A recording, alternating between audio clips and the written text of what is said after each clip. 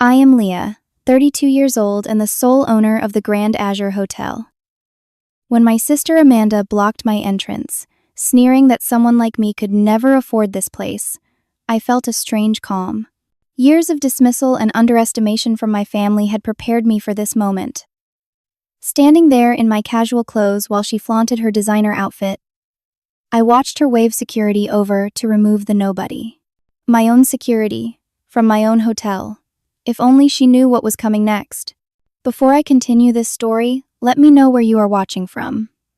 Hit that subscribe button and drop a like if you have ever been underestimated and quietly proved someone wrong. I grew up in a middle-class neighborhood in Seattle, where the rain seemed to mirror my constant state of living in a shadow. Not just any shadow, but the tall, impressive shadow of my perfect older sister, Amanda. 3 years my senior, Amanda was everything my parents wanted in a daughter. She had straight A's, perfect attendance, and the kind of social grace that made other parents whisper, "Why can't your daughter be more like Amanda?" My parents never said those words directly to me, but they might as well have. Dad would display her academic awards prominently in the living room, while my art projects were relegated to my bedroom walls or the refrigerator temporarily before being discarded. Mom would introduce Amanda as our star and me as our other daughter at neighborhood gatherings. It became a running joke that stung more each time. It wasn't that I was failing in school. I maintained solid B's, with the occasional A in subjects that captured my interest. But I was different. While Amanda memorized facts and formulas, I was busy connecting dots nobody else saw. I noticed patterns in businesses when we went shopping. I redesigned our family vacation routes for maximum enjoyment at minimum cost. I started a small bracelet, making business at 12 that actually turned a profit selling to classmates. "That's a cute hobby, Leah," Mom said when I showed her the $30 I had made in a week. That same day, Amanda brought home another perfect report card, and Dad took the whole family out for dinner to celebrate. "This is what real achievement looks like," he said, raising his glass to Amanda while I pushed my food around the plate, my $30 feeling suddenly insignificant in my pocket. By 14, I had moved on from bracelets to reselling vintage clothes I found at thrift stores online. I had a knack for spotting valuable pieces, cleaning them up, and selling them for triple what I paid. I earned enough to buy my own laptop without asking my parents for money. "When are you going to focus on something serious?" Mom asked when she saw me photographing a vintage designer jacket on our front lawn. Colleges don't give scholarships for playing with old clothes. Meanwhile, Amanda was already receiving early interest letters from prestigious universities, each one displayed on the fridge like a trophy. The seed of my hotel ownership dream was planted during our family vacation to San Diego when I was 16. We had booked a modest motel, but one day drove past the magnificent Pacific Grand Resort on the coastline. My father slowed the car down as we all gawked at the beautiful people entering through its marble entrance.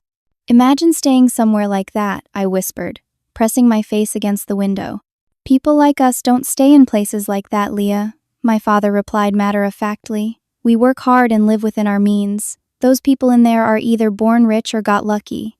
Or they worked really hard to afford it," I suggested. Amanda laughed from the backseat.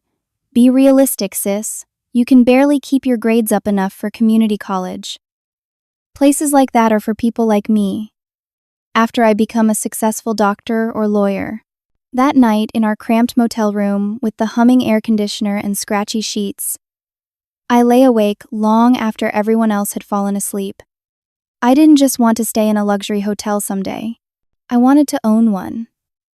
I wanted to create that feeling of luxury and escape for others. Most of all, I wanted to prove that my kind of intelligence and drive was just as valuable as Amanda's academic achievements. I started researching the hospitality industry that very night on my laptop, the blue light illuminating my determined face while my family slept, oblivious to the fire they had inadvertently ignited. During my senior year, while Amanda was thriving at her prestigious university, I developed a detailed business plan for a small bed and breakfast as my economics final project. My teacher was impressed and suggested I enter it in a regional business competition. I won 3rd place and a small cash prize. When I excitedly told my parents over dinner, Dad nodded distractedly and said, That's nice, honey. Oh, did we tell you Amanda made the dean's list again this semester? Just like that, my achievement evaporated into the air between us, deemed unworthy of more than a passing acknowledgement. But by then, I was used to it. I had stopped seeking their approval and started planning my escape. At 19, with $1,000 saved and a small suitcase, I moved out of my parents' house. They didn't try very hard to convince me to stay.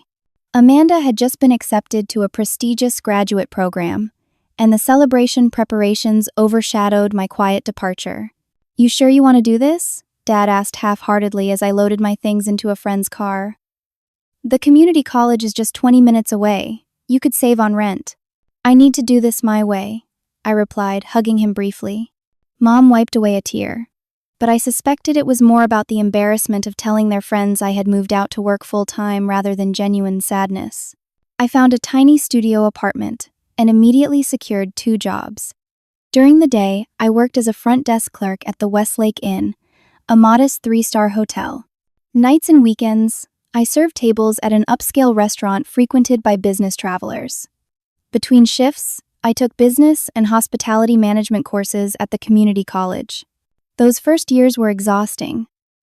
I worked 16-hour days regularly, came home to study until I fell asleep on my textbooks, then woke up to do it all again. My tiny apartment barely had furniture.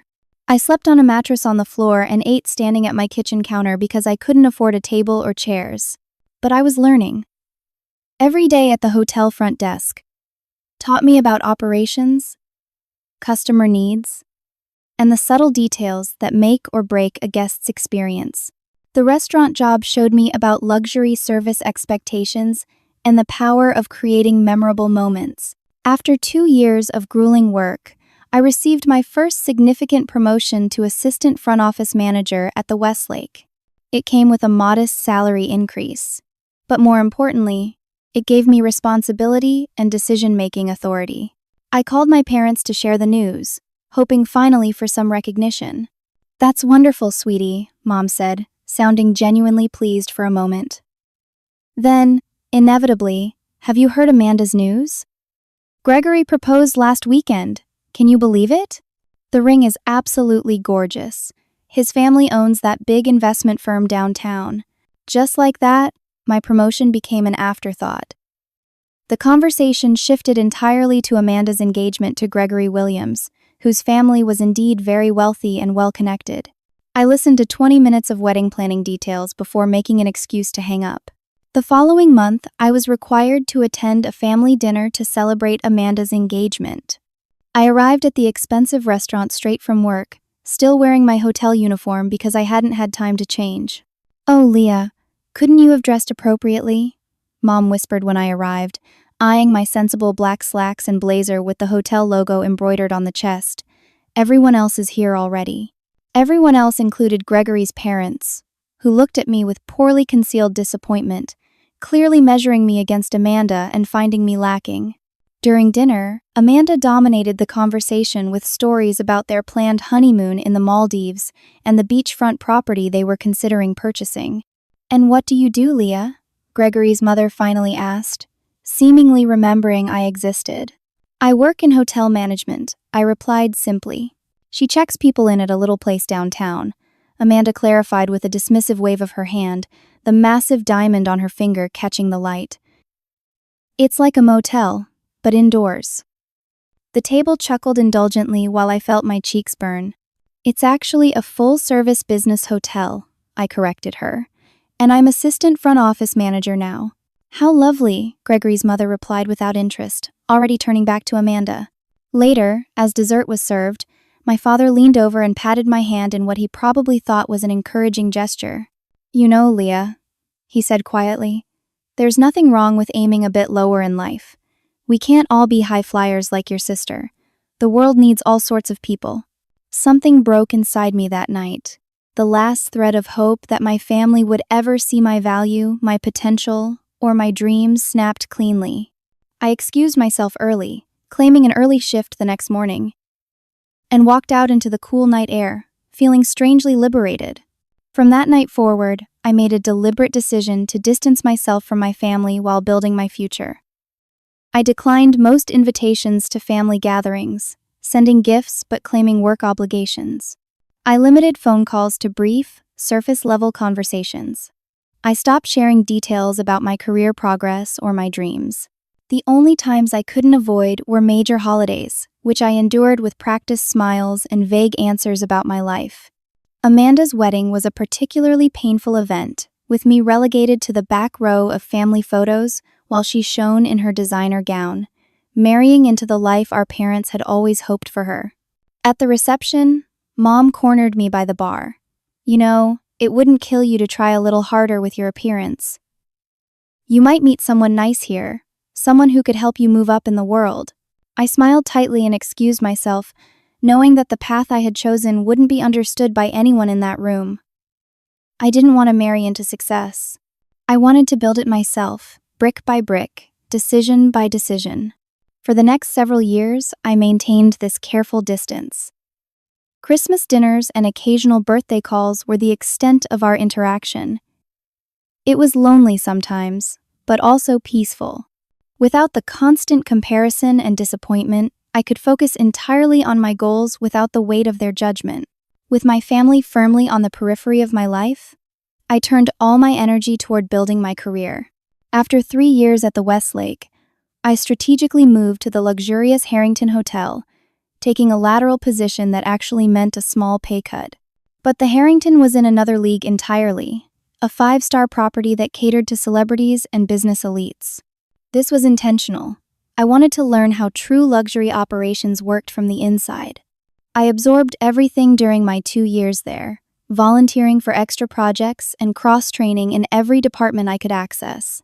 I studied their systems, guest interaction protocols, and the subtle details that justified their premium pricing.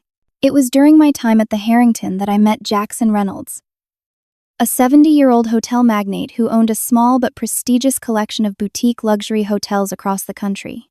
He was staying at the Harrington while overseeing renovations at one of his Seattle properties. One evening, when the night manager called in sick, I stepped up to handle a particularly difficult situation with a high-profile guest who was being unreasonable with their demands. Jackson happened to be in the lobby and witnessed how I diffused the tension, satisfied the guest, and protected the hotel's interests all at once.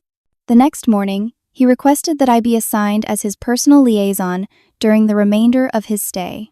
For 2 weeks, I coordinated his meetings, arranged special services, and managed his complex schedule. When he checked out, he handed me his business card.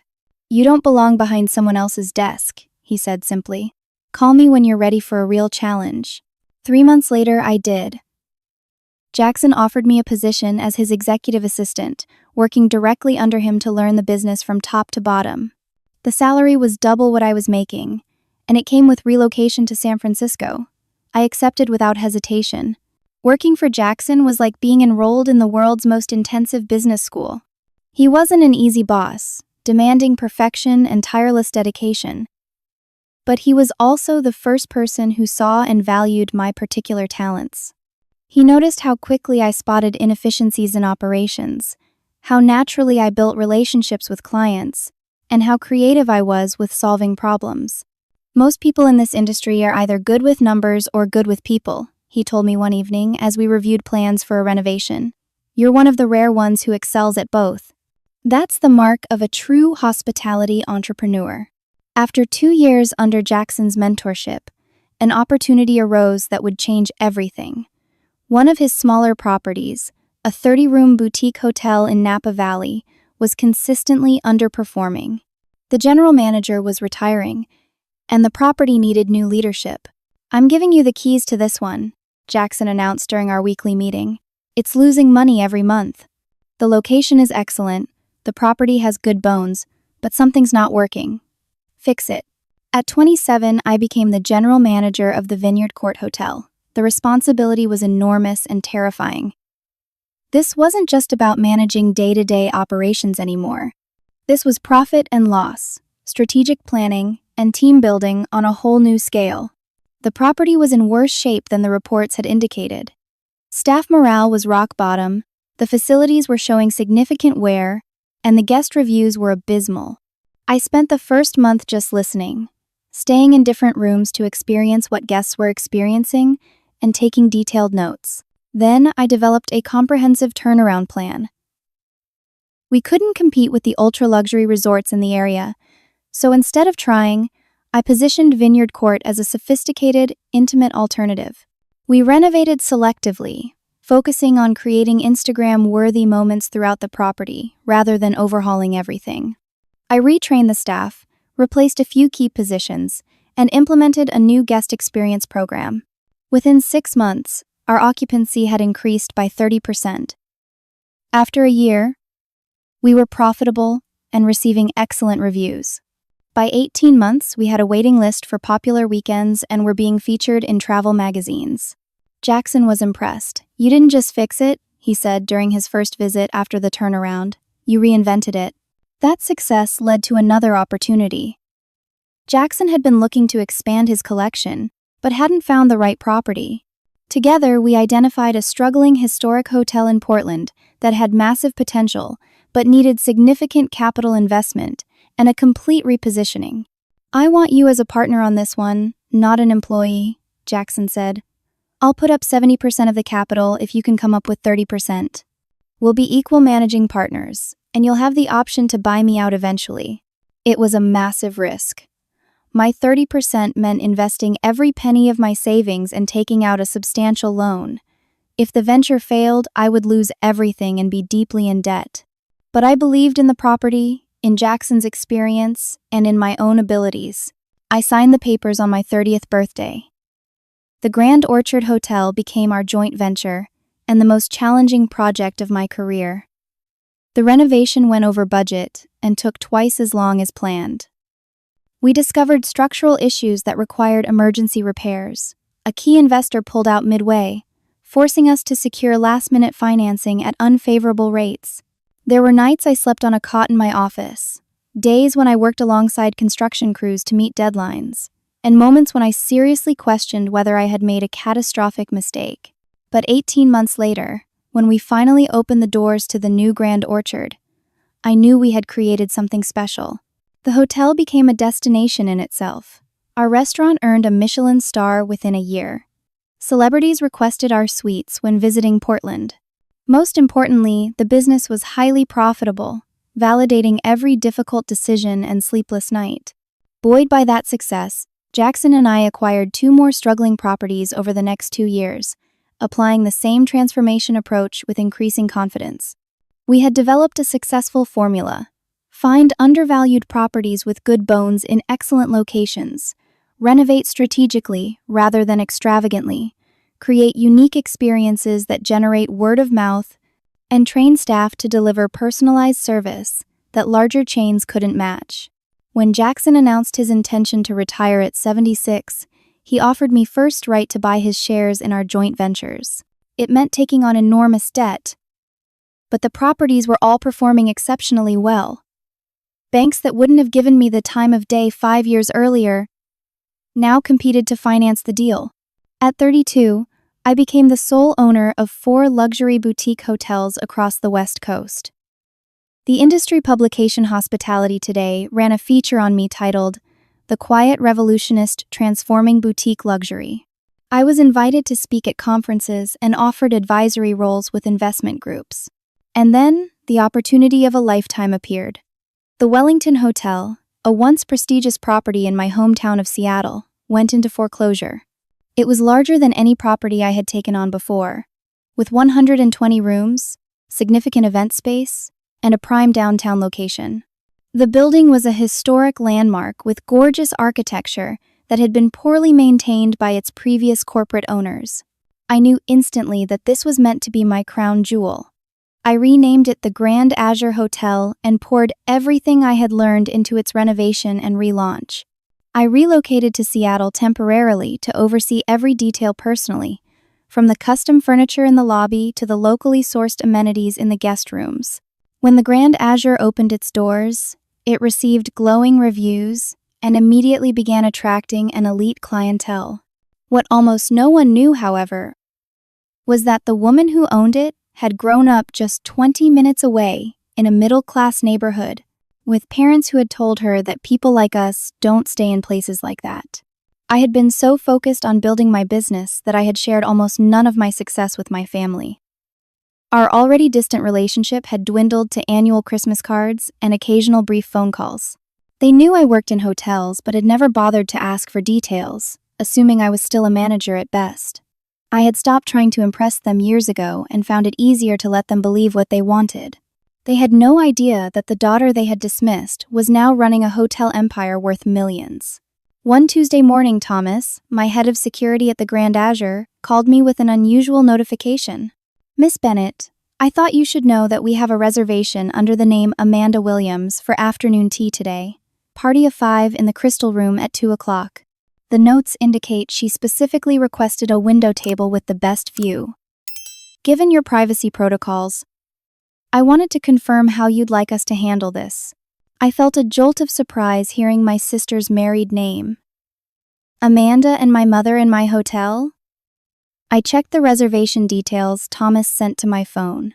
The party included Amanda, our mother, and 3 guests listed as friends. My first instinct was to cancel the reservation with some polite excuse. But curiosity got the better of me. What were the chances that, after all these years, they would randomly choose my hotel? Did they know it was mine? Unlikely. I had deliberately kept a low profile, avoiding industry photos and letting my properties speak for themselves. "Keep the reservation," I told Thomas, "but don't mention any connection to me. I'd like to observe without them knowing I'm aware they're here." My original plan was to watch discreetly via security cameras. The Grand Azure had an advanced system that allowed me to monitor public areas from my office or phone. I told myself I just wanted to ensure they were treated like any other guests, nothing more. As 2 o'clock approached, I found myself oddly nervous. I hadn't seen Amanda in nearly 2 years. Not since our father's 65th birthday dinner, which had been predictably uncomfortable. Back then, she was still flaunting her perfect life with Gregory and their vacation homes. I wondered what had brought her to an expensive afternoon tea with friends. I watched on my office monitor as their car pulled up to the entrance. Amanda emerged first, dressed in a clearly expensive designer outfit, followed by my mother and 3 polished-looking women about Amanda's age. They were laughing as they approached the revolving door, exuding the confidence of people accustomed to luxury. Something pulled me from my office down to the mezzanine level, where I could observe the Crystal Room while remaining partially concealed behind a decorative pillar. I told myself I would just take a quick peek and then return to work. From my vantage point, I could see Amanda gesturing expansively as a host led them to their table, pointing out features of the decor as if giving her companions a tour. My mother nodded appreciatively, taking everything in with wide eyes. They were seated at the prime window table, overlooking the city and Elliott Bay beyond, exactly as Amanda had requested. I should have left then. I had satisfied my curiosity, but something kept me rooted to the spot, watching as they ordered champagne before their tea service even began. Through the discreet earpiece I always wore on property, I could hear Thomas asking if I needed anything. He had spotted me on his security rounds. "Just observing," I murmured. "Everything okay in there? Your sister is quite," he paused diplomatically, "particular about the service." That was Thomas's polite way of saying she was being difficult. I wasn't surprised. Amanda had always treated service staff as if they were beneath her notice, unless they made a mistake, in which case they became targets for her displeasure. I watched for another 15 minutes as they began their tea service. Even from a distance, I could see Amanda holding court, speaking animatedly while the others listened. My mother beamed with pride at everything Amanda said, a familiar sight from my childhood. I was about to return to my office when I heard Amanda's voice suddenly rise, cutting through the gentle hum of the Crystal Room. "Can you believe my sister still works as a hotel clerk or something? Mom says she never even finished her degree." I froze, feeling like I'd been doused with ice water. They were talking about me. Through my earpiece, Thomas gently informed me that Amanda's voice was carrying, and staff could hear her clearly. "She always had such modest ambitions," my mother's voice replied, audible now that I was listening for it. "We tried to encourage her, but you know how stubborn she was. God, can you imagine her in a place like this?" Amanda laughed, gesturing around at the crystal room's elegant interior. She'd probably be too intimidated to walk through the door. Her friends tittered politely, though one looked slightly uncomfortable. The last time we spoke, she was so secretive about her job, Amanda continued. Probably embarrassed. Dad thinks she might be working at one of those budget airport hotels now. I felt a complex mixture of emotions wash over me. Anger, certainly, but also a strange sense of pity. They had no idea who I was or what I had accomplished, and they never would if they continued making assumptions without asking. My phone buzzed with a text from Thomas. They've requested a tour of the presidential suite after tea, claiming to be potential customers for a family event. Told them it's against policy without appointment, but they're insistent. Instructions? I stared at the message, my mind racing. Part of me wanted to stay hidden, to let them continue believing what they wanted about me. It was safer, cleaner. But another part, the part that had been dismissed and underestimated for decades, wanted them to know. Not out of spite or revenge, but simply because it was the truth. And perhaps because, after all these years, a small part of me still wanted them to see me. Really see me. I'll handle it, I texted back. I returned to my office, changed into one of the tailored suits I kept there for unexpected meetings, and took a moment to collect myself. This wasn't about proving anything. This was about standing in my truth. By the time I returned to the lobby, afternoon tea was concluding. Thomas informed me that Amanda's party was now in the main lobby, with Amanda loudly insisting to the front desk manager that they should be allowed to view the presidential suite. I rounded the corner just in time to hear my sister say, "I don't think you understand. We're considering booking it for a very important family event. My husband's company regularly books luxury properties for executive retreats." The front desk manager was professionally standing her ground. "I understand, Mrs. Williams, but as I've explained, the presidential suite can only be viewed by appointment with our events team, who would be happy to schedule a proper showing for you tomorrow." "This is ridiculous," Amanda huffed. "Let me speak to your manager." That was when I decided to approach. As I walked across the lobby, I saw Amanda notice me from the corner of her eye, then dismiss me without recognition. It had been years, and I had changed significantly. My wardrobe, my posture, my confidence, all reflected my current position rather than the sister she remembered. I was about 10 feet away when Amanda finally registered who I was. Her eyes widened in shock, then narrowed in confusion. "Leah?" she said incredulously. "What are you doing here?" Before I could answer, my mother turned and gasped. "Leah, what a surprise. Are you meeting someone for tea?" There was a note of concern in her voice, as if worried I might embarrass them by being underdressed or unable to afford such a place. "No," I said simply. "I work here." Amanda's expression shifted to something between pity and embarrassment, exactly as I'd anticipated. "Oh," she said with a forced smile. "That's nice. Are you at the front desk, or something like that?" I replied neutrally.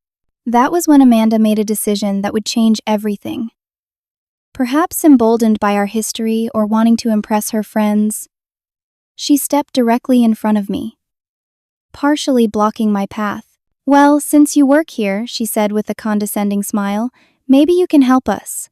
We want to see the presidential suite, but your colleague is being difficult." "I'm afraid she's correct about our policies," I said calmly. Amanda's smile hardened. She looked me up and down, taking in my tailored suit with a dismissive glance. "Come on, Leah," she said with exaggerated patience. "Surely you can bend the rules a tiny bit for family. Unless," her voice dropped to a stage whisper, "you're not important enough here to make those decisions." One of her friends shifted uncomfortably. "Amanda, maybe we should just make an appointment for tomorrow." "No," Amanda said firmly. "I want to see it today.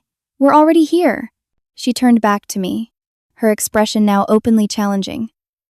"I'm sure whoever signs your paycheck would want to accommodate potential high-value customers." My mother stepped forward, placing a hand on Amanda's arm as if to restrain her slightly, but her words betrayed her true feelings. "Leah," she said in the familiar, disappointed tone, "I knew so well. Is this really the best job you could find? Working as some sort of junior manager? Your father and I always hoped you'd aim higher." Something in me snapped. Not in anger, but in clarity. This moment crystallized exactly why I had needed to build my life away from them. As I opened my mouth to respond, Amanda decided I was taking too long. She turned toward a nearby security officer and waved imperiously. "Excuse me," she called out. "We need some assistance here. Could you please find someone in management who can help us? And maybe remove this." She glanced at me dismissively. "Nobody who's blocking our way." The security officer, James, one of my most trusted team members, approached with professional composure. He looked between Amanda and me, waiting. My mother stood slightly behind Amanda, a small smirk playing on her lips, as she watched what she thought was her successful daughter putting her unsuccessful one in her place. Amanda's friends had backed away slightly, clearly sensing that something uncomfortable was unfolding. I remained perfectly still, watching as Amanda continued ordering my own employee around, listing the reasons she deserved special treatment while pointing at me occasionally as if I were an obstacle to be removed. It was surreal, standing there in the lobby of the hotel I owned, being treated as if I were nothing by the very people who should have known me best. James, to his credit, maintained perfect professionalism, listening to Amanda without reaction. When she finally paused for breath, he turned to me with perfect composure. "Ma'am," he said respectfully, "should we comply with this guest's requests?" The moment hung in the air. Amanda's triumphant expression froze, then slowly crumbled as she processed the deference in James's tone when addressing me. The shift in the atmosphere was palpable. Amanda's smirk died instantly, replaced by confusion as she looked between James and me repeatedly. My mother's self-satisfied expression faltered as she began to sense something was not as it appeared. "What is happening?" Amanda asked, her voice losing its authoritative edge. "Why are you asking her?" James maintained his professional demeanor. "I'm asking the hotel owner for guidance, ma'am." There it was, the truth, stated simply and without embellishment. The silence that followed was deafening. Amanda's mouth opened and closed wordlessly. One of her friends whispered audibly, "Oh my God." My mother stepped forward, her expression shifting rapidly between disbelief and calculation. "Leah, what is he talking about? You own this hotel?" I nodded, feeling strangely calm. "Yes, the Grand Azure is one of my properties." "Properties? As in plural?" Amanda found her voice, though it had risen nearly an octave. "I own 4 luxury boutique hotels," I stated matter-of-factly. "This is my newest acquisition." By now, a small crowd of guests had gathered at a discreet distance, drawn by the unusual tension in the normally serene lobby. I noticed several of my regular guests watching with interest. This was exactly the kind of scene I would normally go to great lengths to prevent in my lobby, but I found I couldn't walk away now. Amanda's face flushed deep red. "That's impossible," she declared, too loudly. "You work at a hotel, you check people in or whatever. Mom and Dad just told me last month about how you never reached your potential. They told you what they assumed," I corrected her gently. "No one ever asked me directly about my career." My mother interjected, trying to regain control of the situation. "Darling, this is wonderful news.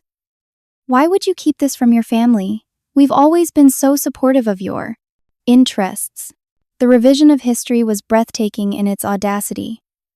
I raised an eyebrow, but said nothing.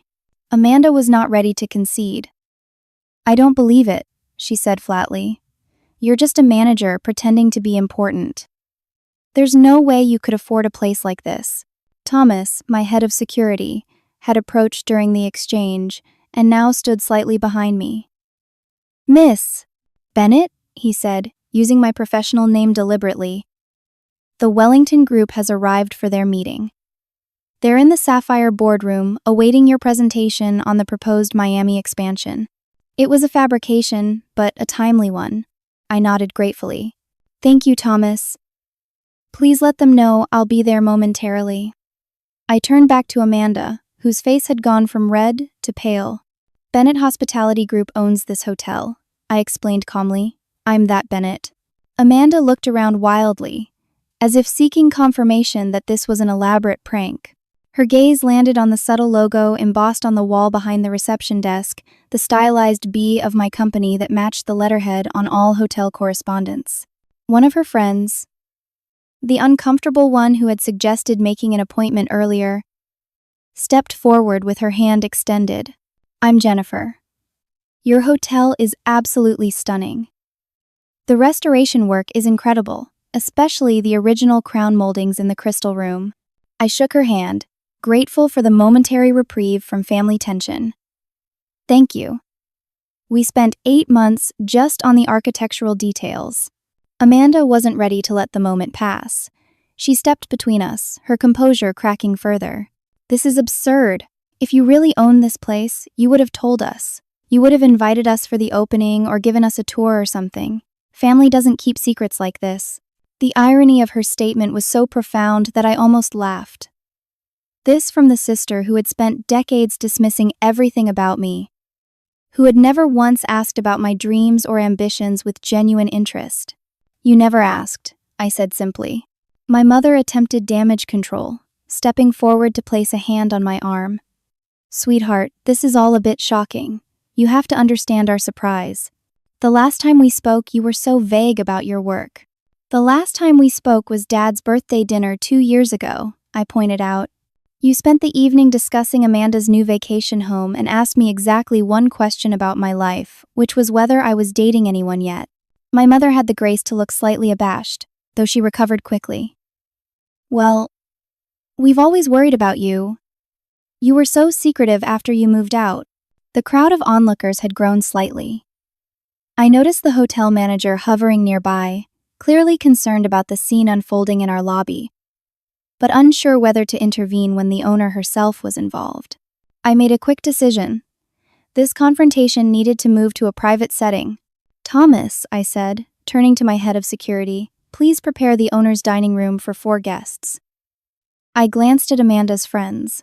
"Would you ladies like to join us, or would you prefer to continue your tour of the public areas while we have a family conversation?"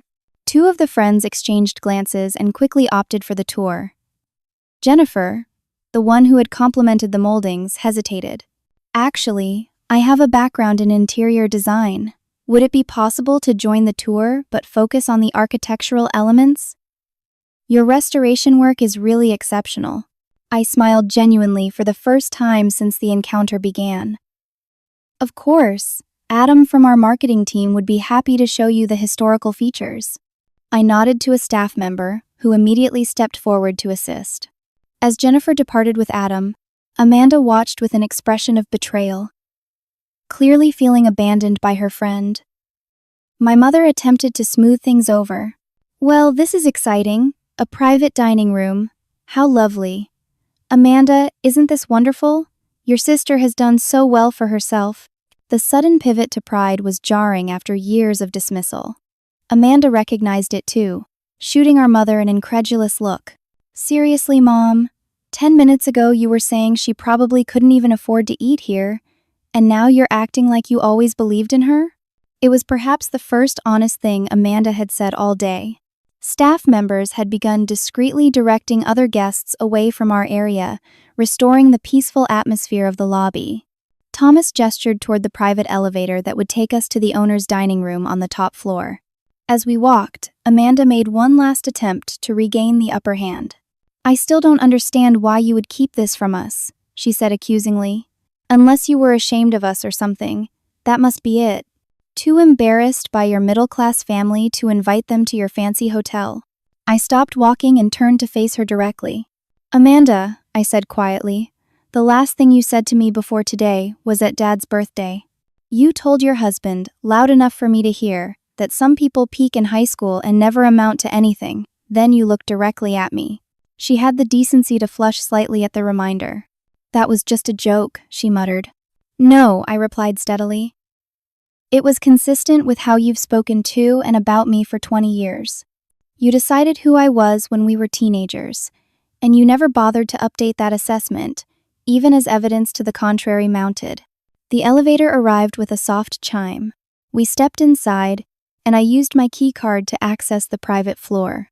As we ascended in uncomfortable silence, I could see both Amanda and my mother taking in the luxurious details of even the elevator interior, with its hand-stitched leather panels and custom lighting designed to flatter every complexion.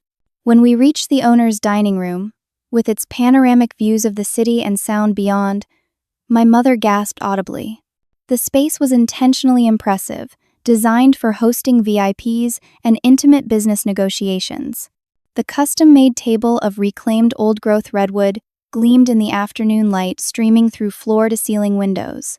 As we were seated, a server appeared silently to offer champagne and a selection of small bites prepared by our Michelin-starred chef.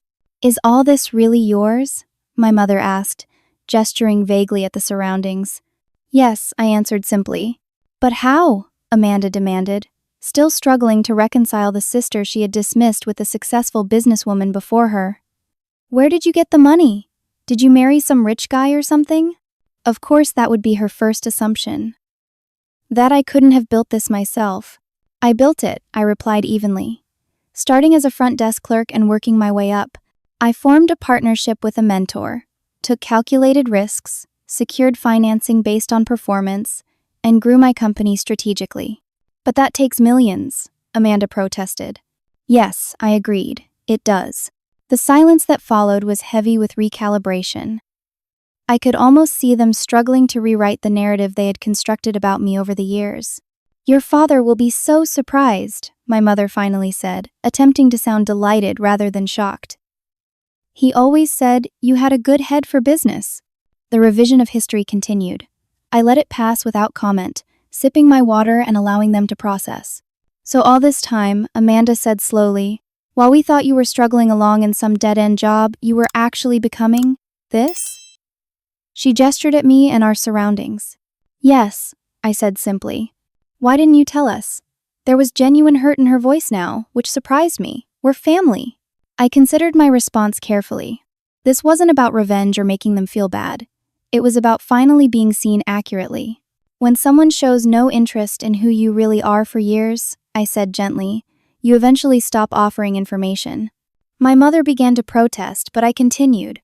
"When was the last time either of you asked me a specific question about my work? Not, 'How's the job?' or 'Still at that hotel?'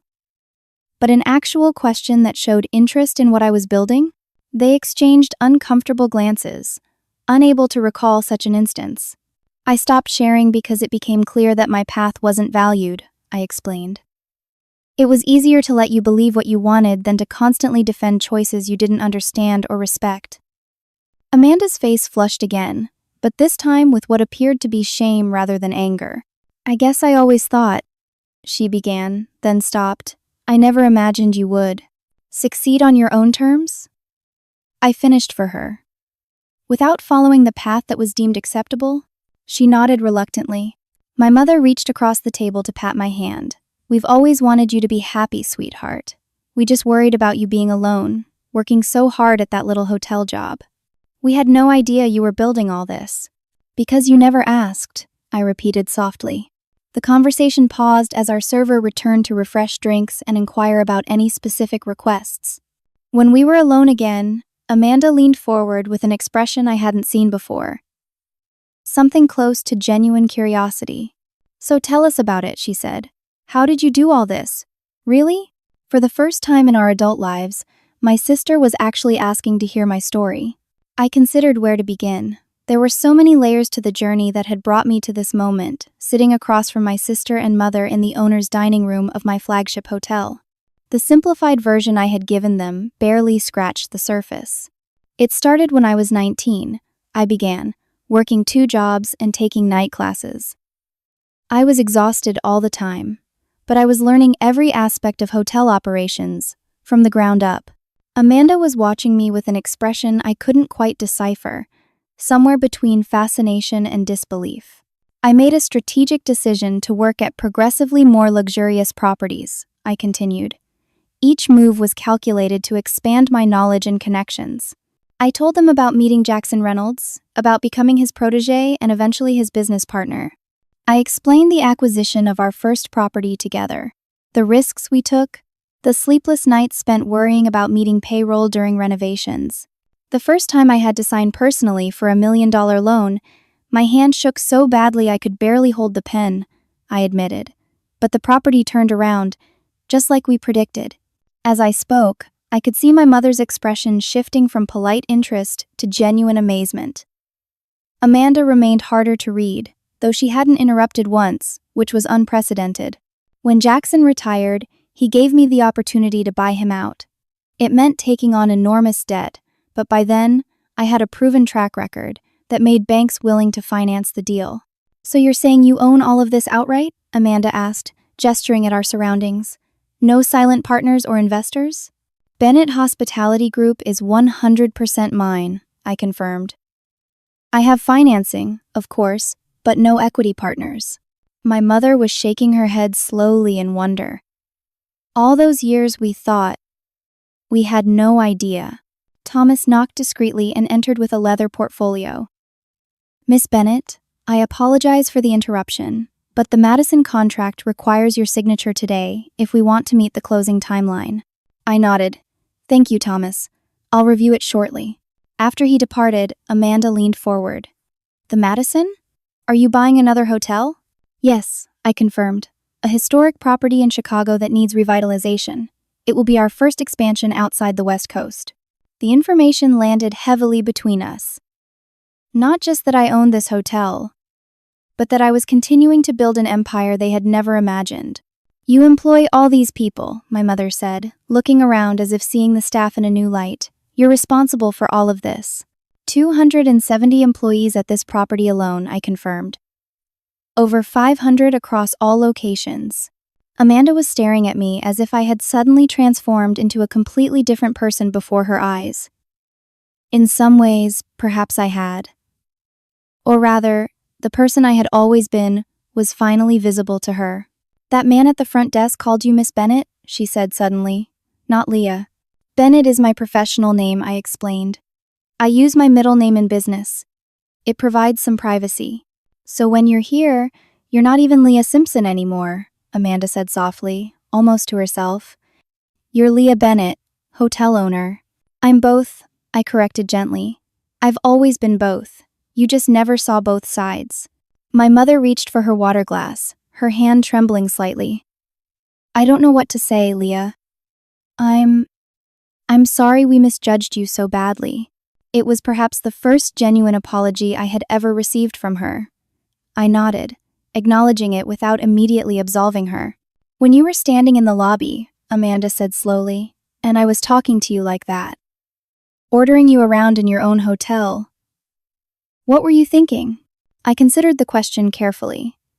I was thinking that it was a perfect example of why I stopped sharing my life with you years ago. You didn't see me then, and you weren't seeing me in that moment either. Amanda winced visibly. And all those things I said about you, the hotel staff could hear me. Couldn't they? Your employees. Some of them, yes, I confirmed. The color drained from her face as she realized the full implication. So they all know that your sister came in and treated you like that in your own hotel. They're discreet professionals, I assured her. Though I knew the story would inevitably circulate among staff. It was too dramatic not to. My mother was still processing everything. Your father needs to hear about this. He's going to be so shocked. All this time, we thought, that I was struggling, underachieving, a disappointment. I supplied the words they had danced around for years. Neither of them denied it, which was its own kind of progress. I'd like to give you a proper tour, I said, changing the subject slightly. Not just of the public spaces, but the areas that make a luxury hotel function. The behind-the-scenes operations that most guests never see. It was an olive branch of sorts. An invitation to finally see the world I had built. As we rose from the table, Amanda hesitated. Your friend Jennifer, the one who recognized the moldings. She knew who you were all along, didn't she? I nodded. We've never met, but she works in hospitality design. She recognized my name. So while I was making a complete fool of myself in the lobby, she knew exactly who you were, Amanda said quietly. That's why she looked so uncomfortable. Probably, I agreed. Amanda shook her head slowly. God, I've been so blind. As we exited the dining room, I led them through my private office suite, with its wall of industry awards and framed magazine features, all bearing my name and face. Amanda stopped to examine a cover story from Business Hospitality with the headline, Leah Bennett, Reinventing Luxury One Property at a Time. I never even Google searched you, she said, almost to herself. Not once in all these years. The tour continued through the operational heart of the hotel. I showed them the immaculate kitchens, where our executive chef managed a team of 20 culinary professionals. We visited the laundry facilities where thousands of linens were processed daily to exacting standards. I introduced them to key staff members, each of whom greeted me with genuine respect and warmth. Throughout the tour, I could see my mother and sister recalibrating their understanding of who I was with each new revelation. The depth of my knowledge, the easy authority with which I moved through the space, the obvious respect I commanded from my team, all told a story that contradicted everything they had believed about me. As we returned to the main lobby, Amanda's friends were waiting, having completed their own tour. Jennifer approached with a business card in hand. Miss Bennett, thank you for the tour. The restoration work is even more impressive than I'd heard. If you're ever in need of a design consultant for future properties, I'd love to discuss potential collaboration. I accepted her card with a genuine smile, appreciating her professionalism despite the awkward circumstances. Thank you, Jennifer. I'll keep that in mind for our Chicago project. As Jennifer rejoined Amanda's other friends, my sister approached me with an expression I had rarely seen on her face: humility. Leah, I don't know what to say except I'm sorry, not just for today, but for a lot of things over the years. It wasn't a comprehensive apology, but it was a start. More than I had expected, honestly. My mother joined us. Her earlier embarrassment now converted to a strange pride that felt unearned but was perhaps better than continued dismissal. We should all have dinner soon, she suggested brightly. Your father needs to see all this. He'll be so impressed. There was still a fundamental misunderstanding in her words. A suggestion that my accomplishments mattered because they were impressive rather than because they were mine. But I let it pass for now. I'll check my schedule, I said neutrally. As they prepared to depart, Amanda paused. One thing I don't understand. When you heard we had made a reservation here, you could have canceled it, or had us seated in some back corner, or just stayed in your office. Why did you come down to the lobby at all? It was a perceptive question, more insightful than I would have expected from her. Because hiding who I am and what I've built serves no purpose, I answered honestly. Not anymore. She nodded slowly. Well, I'm glad you did. Humiliating as it was for me, I needed to see this. To see you. As they walked toward the exit, I noticed how differently they carried themselves compared to their confident entrance hours earlier. Their shoulders were slightly hunched, their steps less certain. I hadn't sought to humiliate them or exact revenge. I had simply stood in my truth and let reality correct their misconceptions. That was perhaps the most powerful response of all. Thomas approached as they departed. Everything all right, Miss Bennett? I watched the doors close behind my family members, feeling a complex mixture of emotions I would need time to process. Yes, I said finally. Everything is exactly as it should be. The evening after my unexpected family reunion, I sat alone in my penthouse apartment overlooking the city. The space was beautiful, designed to my exact specifications, but tonight it felt strangely empty as I processed the day's events. I had spent years building walls between my family and my success, partly for self-protection and partly because it was simply easier than constantly justifying my choices. Now that those walls had come crashing down, I wasn't entirely sure how I felt about the rubble. My phone buzzed with a text from Thomas. Just checking in. Quite a day. Need anything? Thomas had become more than my head of security over the years. He was a friend and confidant who had seen my journey from the beginning. Just processing, I replied. Thanks for having my back today. Always, came his immediate response. I was about to set my phone down when it rang, displaying a number I recognized but rarely saw on my caller ID, my father. Taking a deep breath, I answered. Hello, Dad. Leah, he said, his voice uncharacteristically hesitant.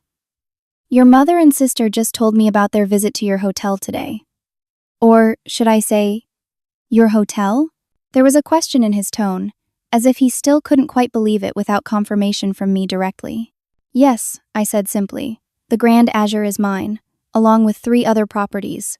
A long silence followed, filled only by his breathing. I don't understand why you never told us, he finally said, his voice strained. All these years, we thought. I know what you thought, I interrupted gently. You made it very clear what you thought of my choices and abilities. Another silence, longer this time. Your mother says the hotel is beautiful, he offered finally. She says it's world class. It is, I agreed. Would you like to see it sometime? I would, he replied quickly, almost eagerly. I'd like to see what you've built. What I'd built, not what I'd lucked into or married into or stumbled upon. What I'd built. It was a small acknowledgement, but significant coming from him. Amanda says she behaved badly, he continued awkwardly. She's pretty upset about how she treated you. I could imagine Amanda's version of events, likely sanitized to protect herself, but I appreciated that she had admitted any wrongdoing at all. It was an unexpected situation for everyone, I offered diplomatically. Leah, my father said, his voice suddenly serious, I need to ask you something, and I want an honest answer. I braced myself. All right, did I make you feel like you weren't good enough? Is that why you kept all this from us? It was perhaps the most direct, honest question my father had ever asked me about my feelings. I took a moment to formulate an equally honest response. Yes, I said finally. From a young age, I got the message that my talents weren't valuable, that my ideas weren't worth taking seriously, and that Amanda's path was the only acceptable one. After a while, it seemed pointless to keep trying to prove otherwise. His sharp intake of breath was audible. I never meant to. We never intended. I know, I said, softening my tone. You wanted what you thought was best for me. You just never asked me what I thought that might be. I'm sorry, he said, the words coming out rough and unpracticed. I'm so sorry, Leah. In all my imagined scenarios of this conversation, I had never expected a straightforward apology. It caught me off guard, making my throat tight with unexpected emotion. Thank you for saying that, I managed. Your mother and I would like to come see the hotel properly, he said after a moment. When you have time. We want to understand this part of your life. I'd like that, I said, surprising myself with how much I meant it. After we hung up, I walked to the floor-to-ceiling windows of my penthouse, looking out at the city lights. So much had changed in a single day. The carefully maintained separation between my family life and professional life had dissolved, leaving me in uncharted territory. My phone buzzed again, this time with a text from Amanda. I know I have a lot to make up for. I was wrong about you, always have been. I'm sorry. It wasn't everything, but it was something. A starting point. The next morning, I arrived at the hotel earlier than usual, needing the comfort of my professional domain while I processed these personal developments. The morning staff greeted me with their usual professionalism, though I caught a few curious glances. Word of yesterday's lobby confrontation had clearly circulated. Thomas met me in my office with coffee and a discreet update. The incident has been contained, he assured me. Staff have been reminded about our confidentiality policies. I nodded gratefully. Thank you, and thank you for yesterday. You handled it perfectly.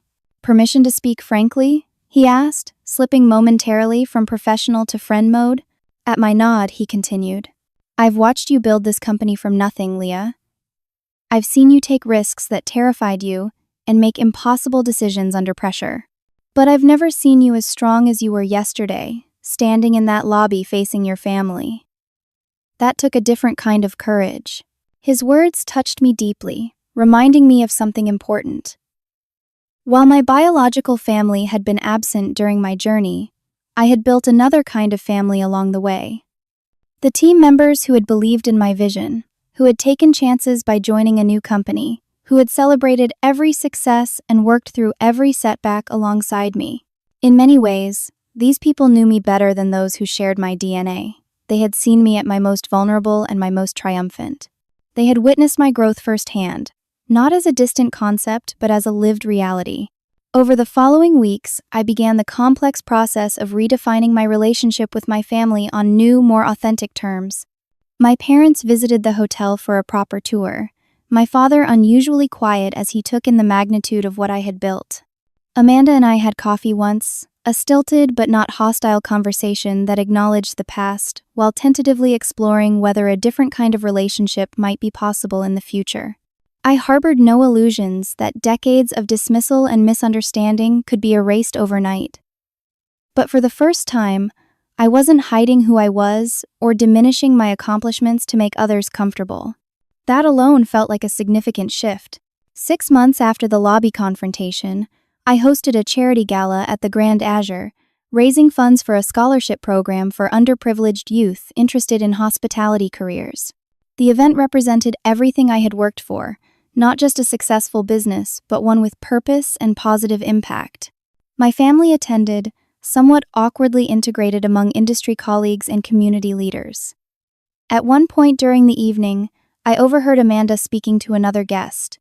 "My sister founded this scholarship program," she was saying, with what sounded like genuine pride. "She built her company from nothing, completely on her own terms." It wasn't forgiveness, exactly, that I felt hearing those words. It was something more complex and ultimately more valuable.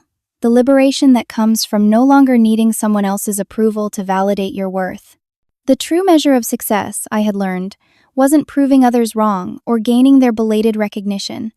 It was building something meaningful that aligned with your own values and vision, regardless of whether anyone else initially believed you could.